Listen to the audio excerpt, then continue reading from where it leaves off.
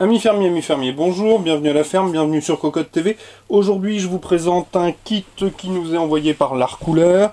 Alors, comme vous le constatez, c'est un kit de water cooling avec une spécification plutôt processeur. Donc, bien évidemment, comme vous le constatez ici, c'est un kit qu'il nous faudra monter puisque nous avons du tuyau à couper. Il faudra s'amuser.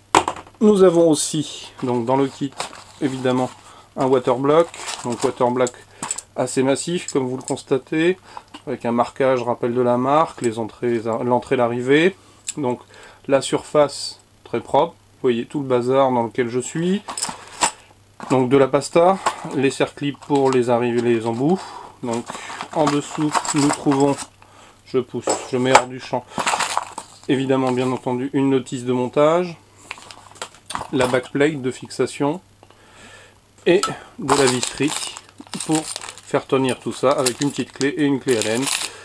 Voilà. Ensuite nous avons, donc je vous en ai pas parlé, pardon, j'aurais dû le faire en premier, le petit guide de démarrage, en tout cas le guide de montage, dont la traduction nous a bien fait rire, car quelques phrases sont bien loin d'être compréhensibles, mais bon, il a au moins le mérite d'être là. Ensuite, nous avons bien entendu une pompe, donc avec une petite clé aussi, je pousse tout ça, voilà.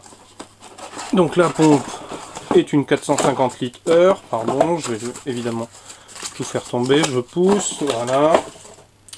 Donc pompe de 450 litres heure comme je vous le disais, consommation de 10 watts, waterlift, donc colonne d'eau de 2,1 m, donc alimenté en molex et 3 pins, le réservoir en plexi avec un petit collant, l'Arcouleur, une base métallique, alors c'est a priori censé se poser au fond de la tour comme ça, donc l'arrivée, enfin le départ, l'arrivée, le réservoir, la pompe, etc.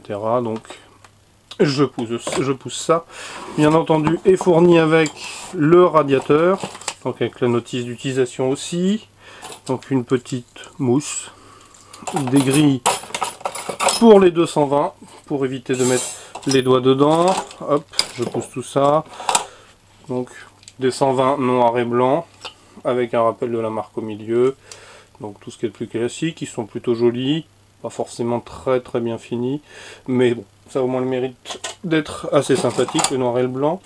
Alors encore une clé, au cas où, les embouts de la visserie,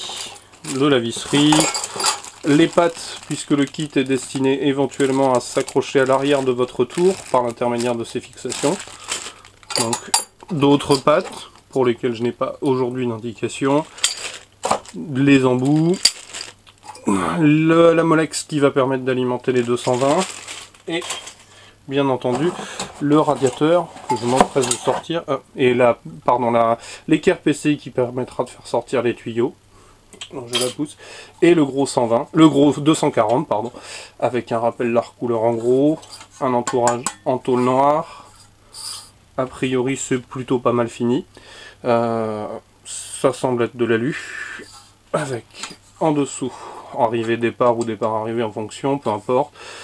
Donc voilà, un gros 240 sur lequel nous mettrons les 220 pour voir ce que ça donne, mais il faudra d'abord procéder au montage que je tenterai de vous faire en direct live en vidéo afin de vous montrer mes pérégrinations puisque c'est tout simplement un des premiers kits que je vais monter.